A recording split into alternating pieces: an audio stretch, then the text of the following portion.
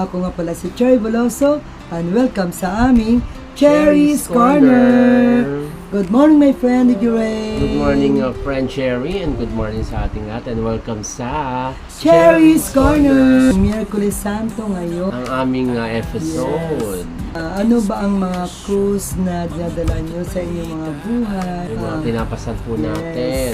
Dahil lahat tayo ay kanya-kanyang cruise sa buhay. Tulad ng iba dyan, cruise sa asawa, cruise sa anak, tigit sa lahat, cruise sa pag-ibig. Yan ang mga cruise na dinadala ng bawat isa sa atin. Ikaw kaibigan, ano yung cruise na pinapasal mo? Ibahagi niyo po sa amin. Please comment down below kung saan po kayo nanonood sa araw na ito. Yes, tama ka dyan, friendship. Yes. So, mga friendship, comment down below lang kung ano mga cruise na inyong pinapasan sa buhay. Dahil tayo, tao lang, kanya-kanya tayong cruise na pinapasan sa ating buhay. Ang aking friendship na si JJ Ray, natanong ko na, how about you friend? Ano ang mga cruise na yung pinapasan sa iyong buhay? Dati kasi noong nabenta namin kasi yung bahay, umuupa kami. So para ang nagiging problem ng lagi namin is the monthly bill and the monthly rental ng aming inuupahang apartment. So parang laging yun na yung hinahabol ko po buwan-buwan na parang sinasabi ko sana lalo na yung tinitira namin medyo mahigpit siya lalo na paglagpas kami sa due date. So ako lagi na lang kapag kumikita ako sa taping at kumikita ako sa radio station, sa work ko. So, lagi kong sinisave yun. And then, kapag meron din kasi kaming online food kakanin ko na binibenta. So, parang lagi na lang, everyday, na parang naghahabol ako ng pambayad. And then, yung pagkain, sa araw-araw, yung wifi na binabayaran ko, pagkain. So parang lagi na lang yung araw-araw na routine ko, everyday. Ganun ang ginagawa ko. Almost 5 years ko yung ginagawa.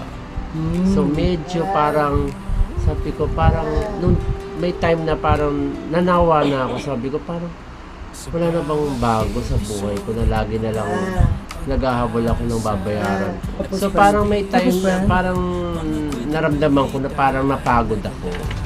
Na parang sabi ko, one time na nasa taping ako na nakaupo sa isang tabi, napaisip ako, sabi ko, ganito na lang ba yung buhay ko? Parang bang lagi na lang ako naghahabol. Siguro may pera ako at hindi ko nabenta yung bahay namin. Siguro hindi naman ganito ako lagi na kailangan mostly yung time kasi na yon na araw-araw may offer sa akin na taping ka DJ, taping ka. So wala akong sinasayang ng pagkakataon, hindi lagi ako nagtitaping. So minsan nga parang pagod na ako, parang sasabihin ko, ano ba, kahit hindi ka pwedeng mapagod kasi meron kang mga bayarin. So parang parang inis na ako, napapagod ako. Eh syempre bilang tao, 'di ba? Cherry, napapagod. Naiinis ka na. Parang parang iniisip ko, ano ba 'to? Parang ganito na lang araw-araw. Sama-sama na ako. So one time nang isip ko, ano kaya kung maging simpleng buhay na lang ang buhay ni DJ, pero nandun pa rin na hindi ko aalisin yung aking radio program dahil yun naman yung talagang work ko before pa. Oo, yung passion ko sa broadcasting. So baka yun din yung minsan kasi kaibigan, nag-iisip ka ano ba talaga para mapapabuti yung buhay mo. At syempre iniisip din natin or nag-aano rin ng God na parang inipo yung puso mo at isipan mo na para maayos mo yung buhay mo. So siguro, I think yun yung naging pasan-pasan ko talaga dati. Naawa naman ng Diyos ngayon, wala naman akong problema na sa binabayaran sa bahay. At kahit pa paano nagiging okay naman. Yun yung aking, Pero I bakit, think. if you don't mind, friend, bakit naisipan mong ibenta yung bahay mo? Kasi I think yun yung medyo na-mention ko rin sa'yo kanina, di ba? Okay. Yung medyo magulo kasi. Okay. Magulo yung surrounding, yung kapaligiran. Parang ayoko kasi na habang lumalaki si Rafael.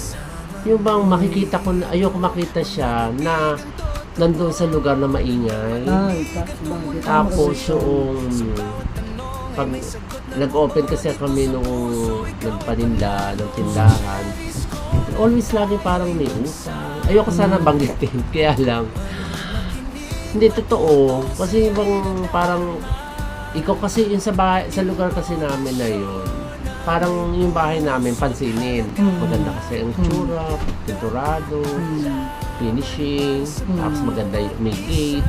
So parang ang tingin nila, itong na to, may nakatira dito, mukhang meron. Ngayon, naisip ko, sabi ko, ano na kami ito, ibenta ko na lang to, tapos tumira na lang. Pero ang plano ko, hindi umalis sa Bulacan, yung time na yun, kasi nga I have radio program sa Bulacan. So, nagkuha na lang kami ng bahay. Sabi ko, dahil nga nag-aaral si Rafael sa private, parang yun yung pambayad ko rin, nakakatulong. And then, tumapat naman na pandemic. Ayun. Kasi dapat noon, pagbenta ng bahay, going to Iloilo na kami. Ang nangyari, dahil nga nag-declare ang ating former President Duterte na ang tawag dito, yung March 15 yun 2020. Lockdown. Lockdown. Nung nag-declare siya ng lockdown, syempre bawal magbiyahe.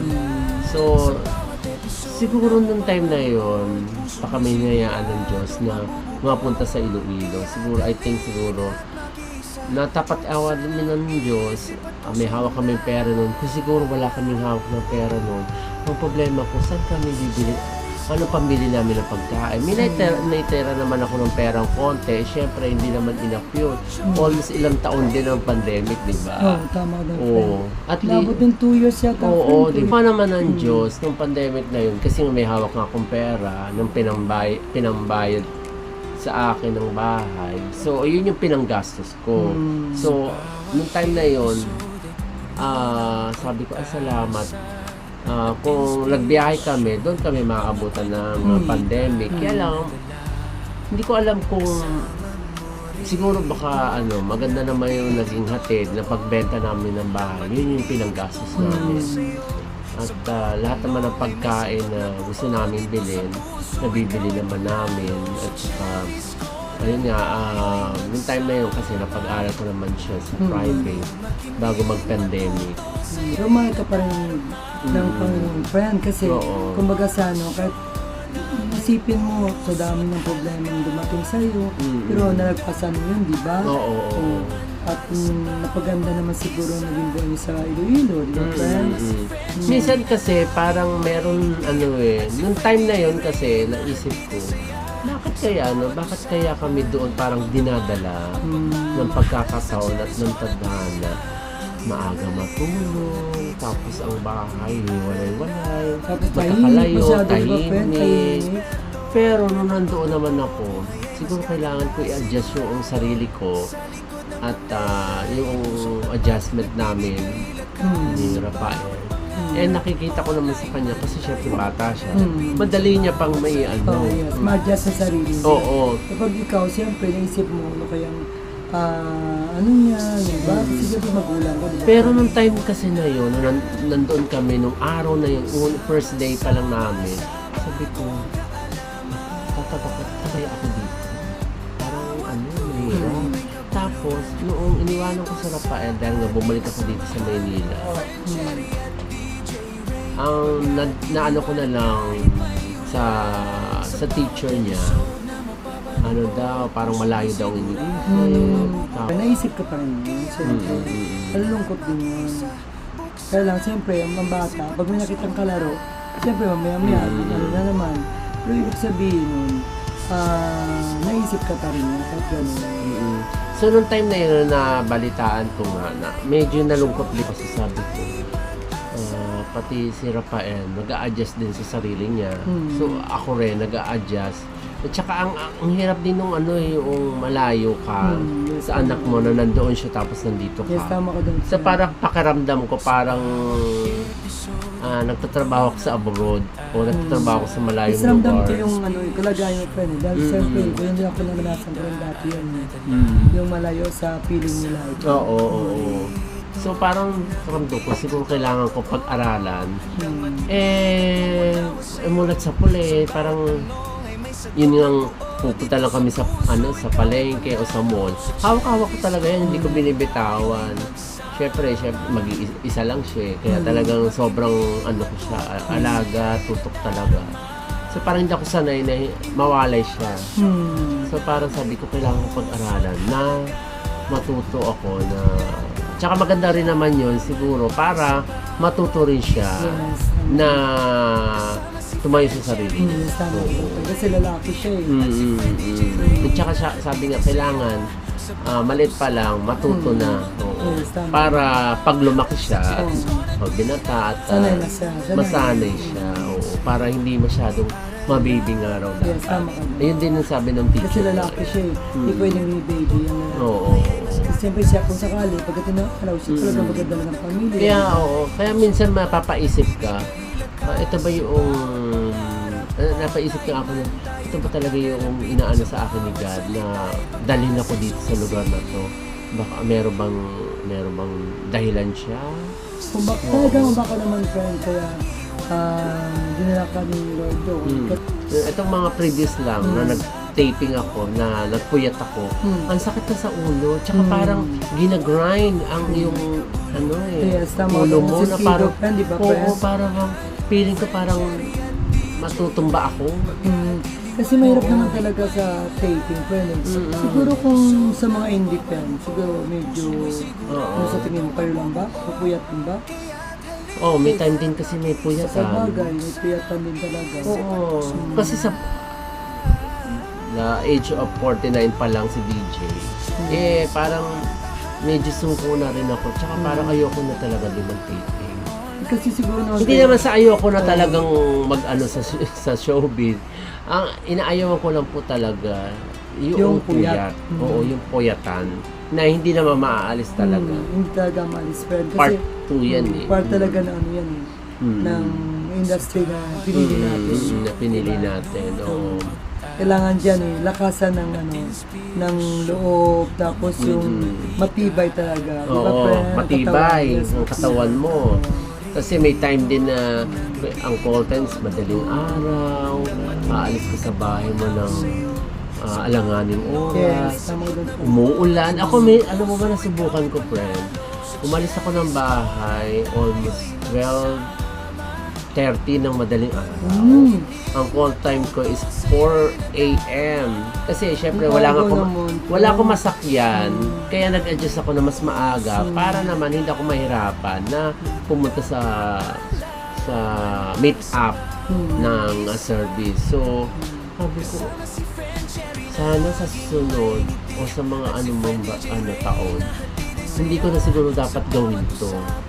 So parang yun yung time na yun yung rason kung bakit napunta ako at binitawan ko na talaga yung apartment na tinitirahan namin ni Rafael. At talagang sabi ko, kapagkat parang ayoko na po yung buhay ko na lagi ako naghahabol.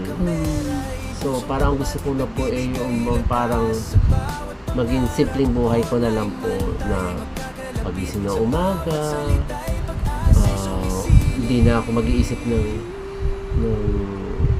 yung mga susunod na yung babayaran, yung mga bills ko. Doon ko naramdaman sa Iloilo na pagising ko ng umaga, hindi kota ang kailangan kong i-reach.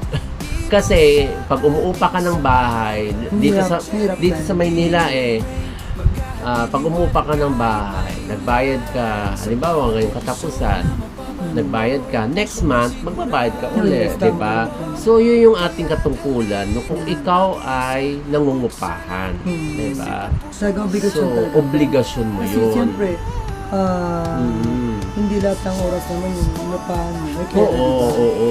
At saka, pasalamat kayo po ang inyong inuupahan ay nakakaintindi sa inyo. Paano kung meron kayong napuntahan na nagpapaupa na talagang madelay ka lang ng konti, eh talagang parang ano na lang naranasan ko rin yan dati na talagang ang dami kong beses na inupahan dati kahit nung ako nag-i-start pa lang sa radio. Kakarating ko pa lang galing sa radio program ko. Pag sarado ko ng pinto, katok na ganyan agad, sabi ko, sabi ko nga doon sa aking landlady, ay, pwede po ba mamaya-maya kasi kararating ko lang po, medyo hinong-talilong pa ako. Okay. Nagpapa-remind lang ako. Ay, ma'am, wala pa po hindi pa nga lumagpas po yung oras reminders agad. Meron kasi talagang ganun. Meron Oo. talagang kasi naranasan nga namin yan, Pen. Kasi nung unang salta naman ng Maynila, galing kami ng probinsya, nangupahan din kami.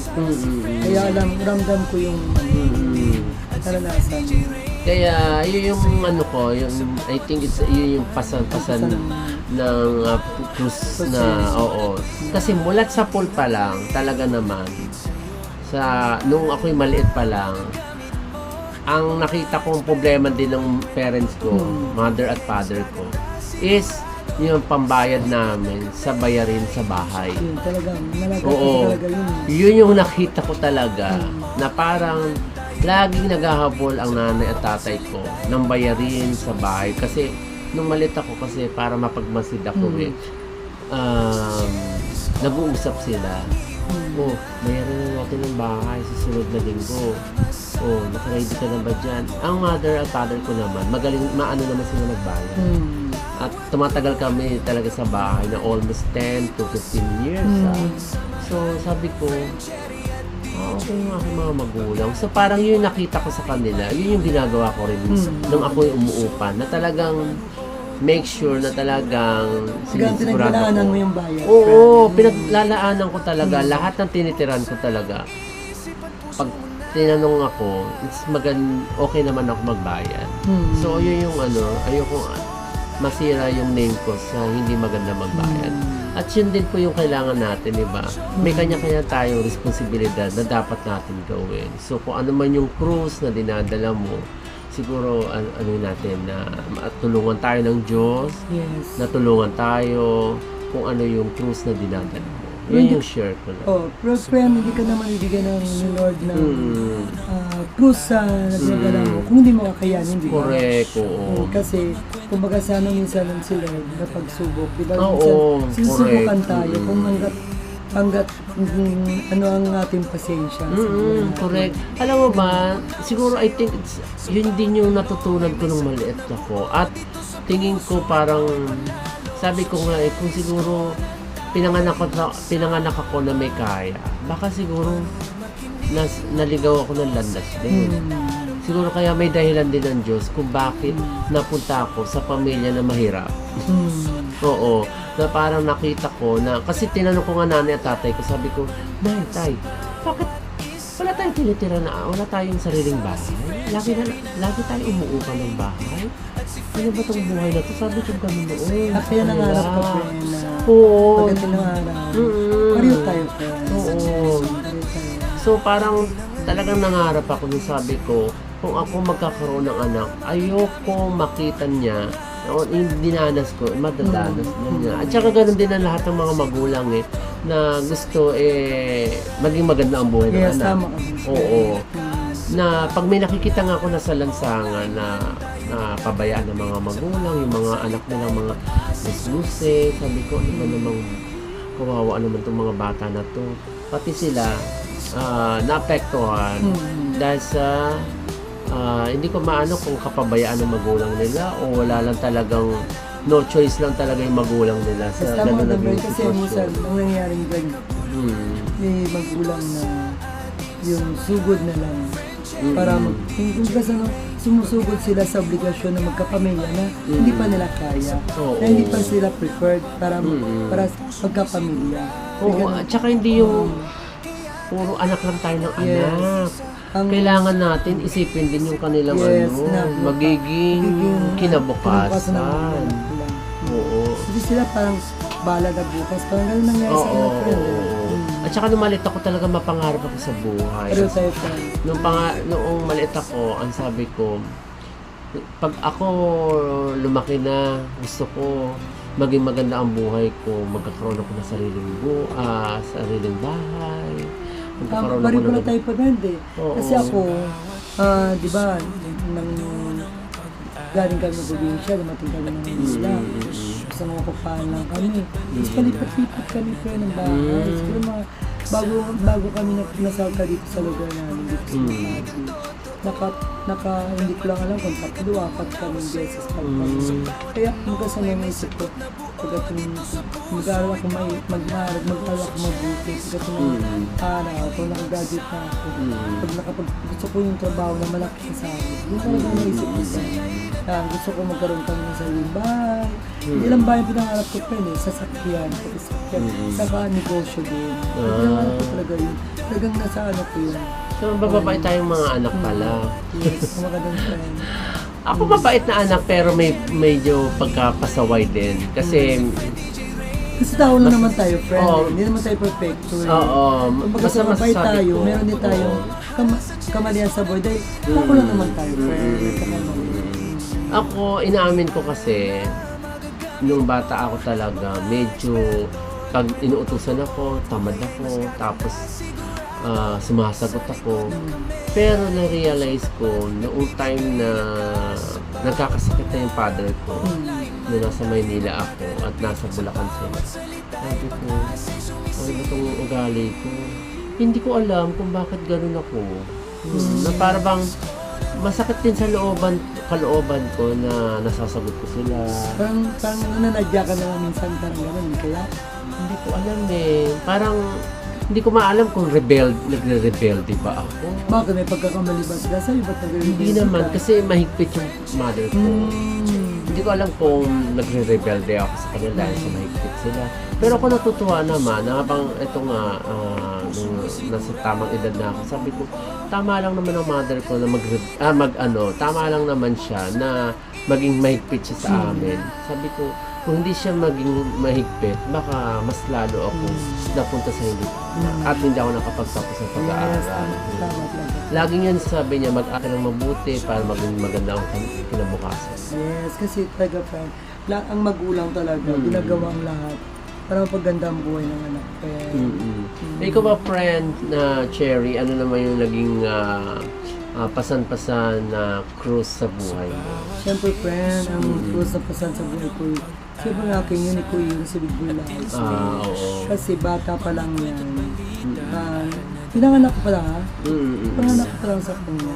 Masabi ko na siya na yung cruise sa buhay ko ay siya. Kasi, siyempre, kahit hindi ko ginusto na ganyan. At saka pa, di ba, sabi mo maselan ka? Yes.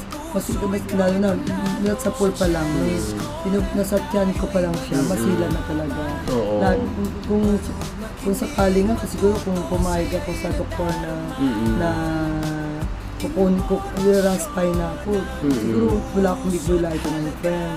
Kaso nga lang, talagang ayoko talagang mawala. So parang ipinaglaban mo pa rin. Naglaban ko pa rin siya. At si Big Bulay ko naman, lumalaban din, friend. Kasi every time na i-ultrasound ako ng doktor, talagang tumitibok ang puso niya. Ibig sabihin, gusto rin niyang mabuhay. Ako naman, gusto ko rin siyang mabuhay. Kaya, ginawa ko lahat. Nakatatlong hospital yata ako, friend, palipat-lipat ba, para talaga, sinikap ko talaga na mabuhay siya. Doon pa lang, close na yun ang close na yun sa buhay ko Tapos, lalo na nung pinanganak ko siya, friend, hindi ko kalain na, itataka ko, bakit yung mga nakasabayan ko, yung anak nila, karga nila. Ikaw, wala, hindi. Friend, kasi contributor siya. Siguro mga 3 days, 4 days. So para doon talaga nagtaka ka na. Nagtaka ako. Itong si Mami, pagka dinadalaw ako nung nabubuhay pa Hindi siya. ba sinabi sa'yo? Hindi, nung nabubuhay pa siya, hindi niya sinabi sa akin. Nung nakita niya nang malakas na ako, pinagtapat na niya. Sabi niya, kung Kumuha lang siya ng pagkakataon. yes, sabi niya sa magkakatabi sa akin. Sabi ko, Mama, bakit hindi ko kasama ang anak ko pagka, di ba, may bakit nandiyan ng baby na sa ng mama ko. Ay kasi di ba, nagkaroon ka ng mystery yung nag-ibig ako. Kung anong diferensya ma, parang nagda-doubt na ako. Tapos gusto ko nang umiyak kasi parang ang mama ko parang gusto magsabi, parang hindi. So, hindi, parang lang, parang kailangan lang niya ma-incubator daw. Kasi siguro, kasi nisip ko naman, kala ko naman, kulang siya sa buwan. Yung pala, doon ang nangyari, ang mystery niya, yung yung sa pag-bleeding ko siguro, nagkaroon talaga siya ng epekto. Siyempre, magka-2 months. Ang bata daw kasi sinapupunan ng ina, pag 2 months pa lang, doon pala nagpo-form, kumbaga so nabawasan siya. Parang gano'n. Tapos nadagdagan pa nung, di ba, pinanganak na siya. Nadagdagan pa na, parang ayaw ko pa kasi natakot ako dahil cesarean. Ayaw ko nang gusto ko sana normal, kaya nang cesarean siya. Yun ang advice sa'yo na mag-cesarean ka. Kasi siya baliktad siya so isa friend Kaya, yun, parang ayaw ko, imbis na dapat, diba, 24 siya. Alam ko naman, dala siguro nung una, ayaw ko magpa-cesarean. Kaya, diba, kulang sa buwan o sobra sa buwan. Inisip kong gano'n, nagdaming doubt sa isip ko Buti na lang, okay naman daw. Talaga, ang pangalan, talagang gano'n. Oo, talagang manganganay ka. Manganganay ka talaga. At na-mention mo pala, friend Cherry, dati, tawag dito, nangako o namanata ka Yes, sa namanata talaga ako. Nazareno, yes, sa Quiapo. Quiapo, saka sa Baclaran. Nung binubuntis ko pala sa friend, talaga nagpapanata na ako na kasi sinabi ng doktor sa akin talaga, pinaprank ng doktor na sa nangyari sa'yo, hindi natin sure kung paglabas ng anak mo ay normal. Yun talagang, kaya naisip ko, ano kaya nangyari sa anak ko? Nag-iisip ako, yung ginawa ko, kapanata ko sa Baclaran, lalo sa Quiapo, madalas ako sa Quiapo, na sana maging siya, maging okay siya. Kaso nga lang, siyempre, sa nangyari nga na 2 weeks nag-bleeding ako, kaya ganun nangyari sa kanya. Tapos dito na doon na tayo friends sa hospital, pinanganak ko siya. Umiyak ang mother ko, niyakap niya ako sa kanya, anak, sabi niya sa akin, anong makita mo sa anak mo, tanggapin mo. Kasi, umaga sa yan ang binigay sa iyo ni Lord. Blessing ni Lord sa iyo yan, gift ni Lord sa iyo yan. Tanggapin mo lang sa dibdib mo kasi hindi naman niya ibibigay yan sa iyo kung hindi mo kaya. Nung una mo nakita si Bibi Laico noon, ano naging impression mo? Umiyak ako kasi ang inisip ko, hindi sa kalagayan niya awa. Sabi ko, anong mangyayari sa anak ko, ganito. Kasi nung una, hanggang sa paglaki niya, di ba? Sa una, hindi ka maniwala, friend. Si Bibi Laico, super lambot. Parang siyang lantang gulay na. Pag ang ulo niya dito, hirap siyang umangat. Pag gumilid naman yung ulo niya, hirap na siyang bumalik sa Tapos, ang paa niya, friend, ano yan, friend? Pwede mo itapon. Yung mga kamay niya, pwede mo itapon. Talagang malambot siya. Kaya isang himala talaga na ganyan. Kaya maraming nagsabi na isang himala talaga na ganyan sila ito. Kasi talagang wala akong tigil panata sa Quiapo, saka sa Baclaran. Minsan, kargat-karga ko siya, pero umiyak ako itong tulungan. Kasi sabi ng doktor, pag edad na nabig ko ng 7, pag daw ko mangangarap na makapaglakad siya. Kasi sa kalagayan niya, forever na siyang sa higaan lang, na makatayo, makaupo man siya, iyak pa rin siya, parang pag ganun pa rin siya Kaya inisip ko, hindi ko kayang ganito, may problem na may anak ko. Tapos ganun pa. Hindi makalakad. Kaya hindi ko man siya ipasyal. So talagang, Walang araw ng Friday na sa Quiapo ako, friend. Walang araw ng Miyerkules na sa Baclaran ako. Talagang inaano kay Lord na, Lord, alam ko, mahirap kong hilingin ko sa inyo. Pero kung talagang hindi naman para sa akin, sa anak ko na lang, maawa kayo. Kahit kung gagawin ganyan siya, kung makapaglakad lang siya. Kaya sa awa naman ni Lord, friend, hinihilang pa naman ko. Kasi ibang doktor nagulat eh. Kasi imposible na makalakad ng ganyang kumpanya, ginaganon-ganon lang, mga kamay niya. Talagang isang hima lang nangyari kay Biboy Laico, friend. Isang hima lang talaga nangyari sa kanya. Kaya pasalamatan ko talaga si Lord na binigyan yung panalangin ko. Yung iyong naging Yes. karanasan. Oo, kahit ang una akala ko, yun ang cross sa buhay ko. Pero may hindi pala lahat, hindi pala lahat, kumaga sa hindi ka bibigyan ni Lord ng problem na hindi mo kakayanin at hindi ka niya tutulungan. Naman, oo. Basta nasa taos-puso, Yes. sa puso mo talaga yung Dalangin, friend. darasal mo, Yes. ibibigay naman niya Ibibigay yan. talaga Oo. niya. Kasi Basta nararamdam niyang Yes. malinis ang iyong Yes, kalooban. tama, friend. Saka tinan mo naman, friend, kung sa takbuhan lang, hindi mo matatalo sa, hindi ka mananalo sa kanya sa takbuhan, friend eh. Tapos sa paglalakad din, tapos yung, saka friend, tingin ko ngayon, talaga nag-mature na si Biboy Laico. Pakita niyang mabigat yung dala ko, friend, nakagaw niya, friend. Nakagaw niya talaga sa akin. Sabi ng, may kargador ka na, hindi naman. At mahilig siya sa musika. Mahilig talaga siya, friend. Mahilig siya Para siyang kumanta. music lover. Talagang may pinagmanahan, friend. Tulad mo na mahilig ka kumanta. Kasi sabi ko nga sa'yo, hindi lang naman ikaw na sa radio. Bakit pa ako, kumakanta na ako sa radio, friend. So, yun yung mo talaga na kumanta. Yes, kumanta. Kaya lang, ang hirap lang sa akin, pagpuyat, inom na malag na tubig, yan, tinan mo namamalat ako. Namamalat ka. Oo. Masila ng boses ko sa palamig saka sa puyat. Oo, alam mo, friend, parang nakakalungkot talaga kapag may binabalikan kang kwento ng buhay Yes, tama mo. ka dun, friend. Parang nakakaano ng puso. Nung una friend, talagang sabi ko, kaya ko kaya ito. Sabi ko, Lord, nang gano'n, ang daming pamangkin na nalagaan.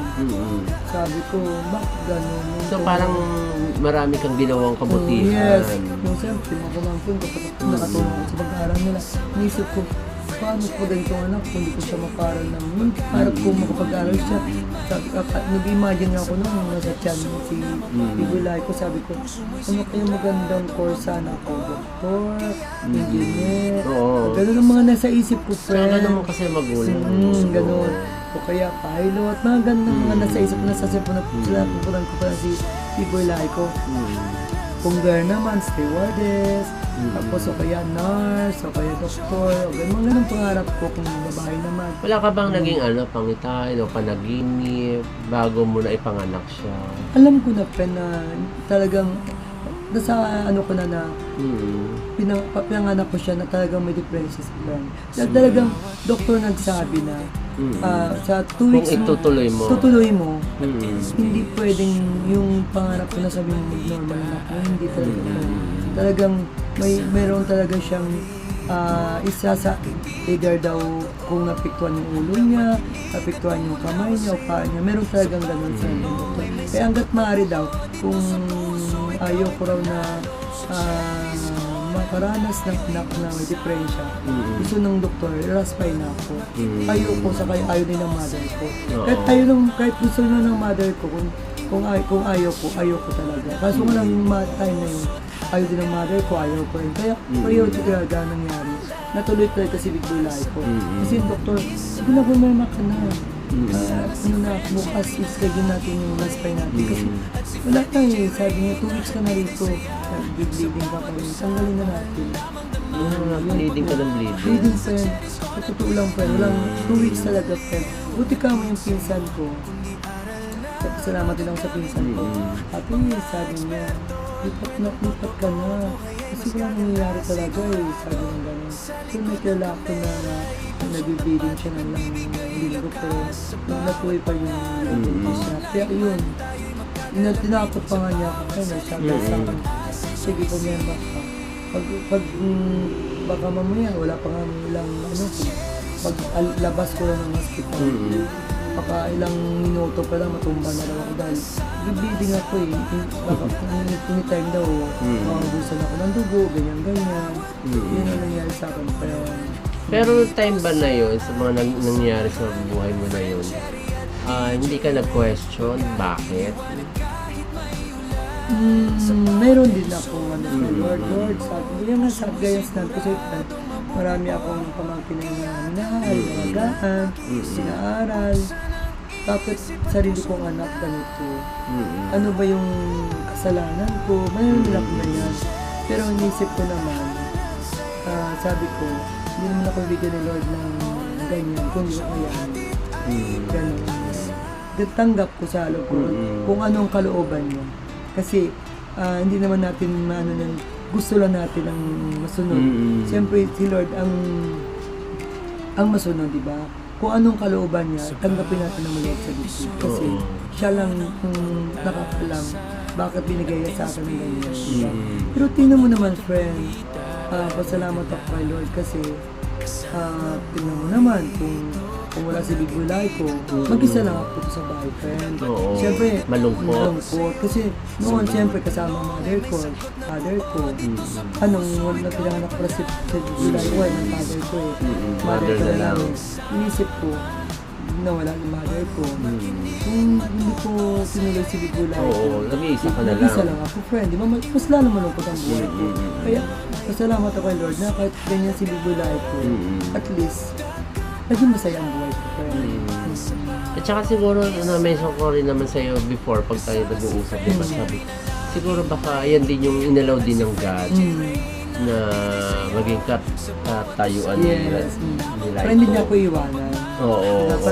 O kaya para hindi ka mas lalong mas sakit ng ulo. Yes, tama ko. Kasi kung sa normal, baka mabarkada siya, baka maligaw na landas, baka kung sino-sino yung nakasamahin niya.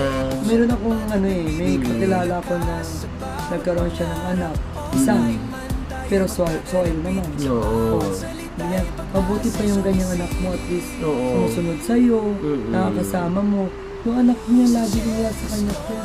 Lagi nasa labas. Mas gusto yung pa niyang tumira sa mga barkada kasi umuwi ng bahay nila. Kasi ganyan yung mga kabataan na laging ang gusto sa barkada. Barkada talaga. Hindi nang i-stay sa bahay. Kaya natutuwa yung sabi niya, Kerry, pasalamatan mo kayo. Kasi tinan mo, normal na anak ko, hindi ko naman nakakasama. Ikaw yung kahit ganyan ang anak ko, nakakasama mo. Sabi ko, talagang magpasalamat ako Lord kasi kung wala si Big Bulay ko, hindi naging masaya ang buhay ko. Kaya kahit ganyan siya, kaya pala binigay sa akin ng Lord ang ganyan siya, para kahit ko siyang kasama. Diba? Lahat naman ng gusto niya, binibigay ko, kaya mas na rin siya. Kaya talagang merong may dahilan kung bakit. Ang lahat naman ng pangyayari sa buhay natin, may dahilan. May dahilan ang lahat. Yes. So sad. Yes, tama ko doon, friend. Diba? Yes. At napakabilis ang oras, friendship. Friend, naman. Friend, sumubra na naman tayo ng oras. Sobra, over. Yan mga friendship please comment down below lang kayo kung ano yung mga sa inyong buhay. Tulad namin friend Judy, inuwento niya about sa problema siya sa renta, mga bayarin. Ako naman, siyempre nung anak ko, di ba? Kaya mga friendship kayo, comment below lang kayo. At saka kailangan natin ngayon, di ba friend? Ngayon, araw ng Miyerkules, kung iba dyan, nagsimba na, di ba friend?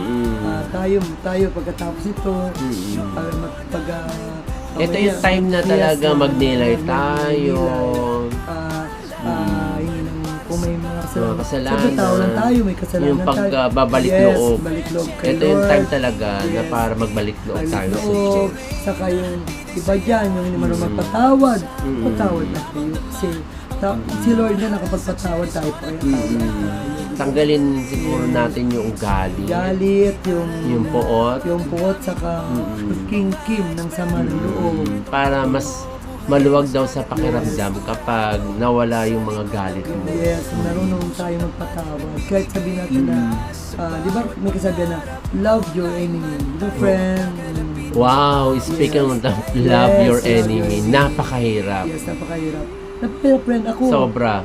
Ako, Aminado ako dyan na yung Isa sa na dyan. sinasabi na mahalin mo yung Yes, kaaway yes, mo. tama ka dyan. Napakahirap po mahirap. talaga. Ang dami-dami kong Sobra. na-experience na ganyan, friend, na maraming ginawang ano sa akin, pero sa ako naman, friend, hindi ako mapagtanim ng galit. Pero, basta, kung alam mo sa loob mo na ikaw may kasalanan, humingi ka ng sorry. Hindi yung hintayin mo ako mag-sorry. Ba't ako mag-sorry? Hindi naman ako nagkasala. Di ba, friend? Kasi di ba tao lang tayo na nagkakasala. Pero kung alam mo sa sarili mo na may mali ka, humingi ka ng sorry. Di ba tayo? Kay Lord, humingi tayo ng sorry kasi may mali tayo.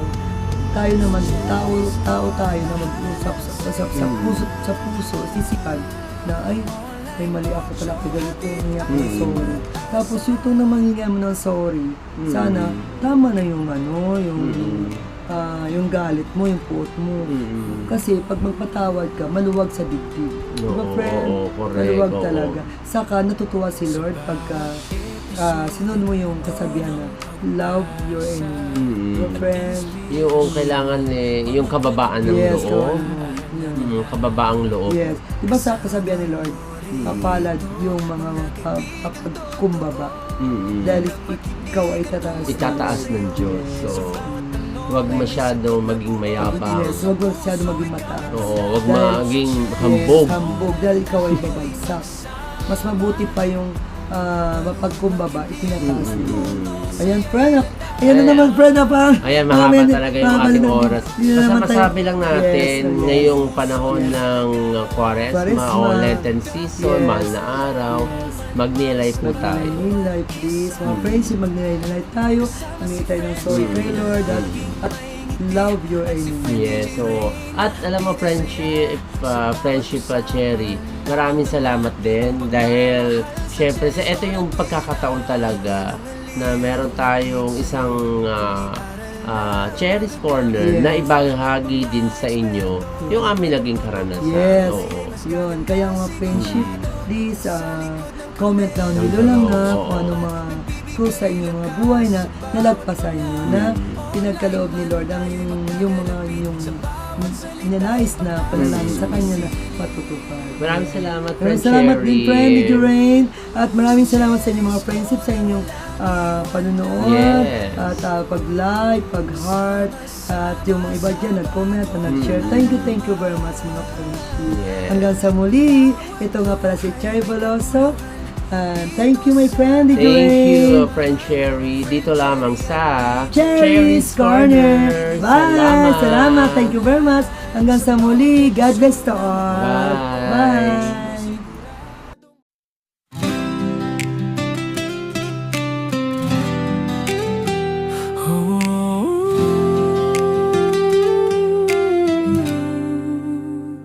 Sa bawat episode, puno ng pag-asa at inspirasyon. Mga kwento't balita, aral na dala. Kasama mo rito, mga kaibigan totoo. Handang makinig at tumunawa sa'yo. Sa bawat tanong ay may sagot na buo. Dito sa puso, ikaw ay panalo. Sa Cherry's Corner tayo'y magsama. Manood, makinig, matuto, saya'y nadarama. Impormasyon na may puso't halaga. Dagdag kaalaman para sa bawat isa. Kasama si Friend Cherry na laging may ngiti, at si Friend DJ Rain na hatid ay saya. Sa bawat usapan, damang-dama ang pagmamahal sa Cherry's Corner tuwing na. Hindi lang aliw ang hatid sa'yo, kundi aral na magagamit mo. Mga eksperto at kwentong totoo, buhay ay mas gaganda sigurado. Sa likod ng kamera ay pusong tapat, nagbibigay lakas bawat pangarap. Online man tayo'y magkakalapit, sa bawat salita'y pag-asa'y sumisilip. Sa Cherry's Corner walang iwanan, sama-sama sa bagong kaalaman. Bawat luhay may kabuluhan dito sa ating samahan. Friend Cherry at DJ Rain, maghahatid liwanag kahit may ulan. Sa bawat episode na mapapanood, puso mo'y sigurado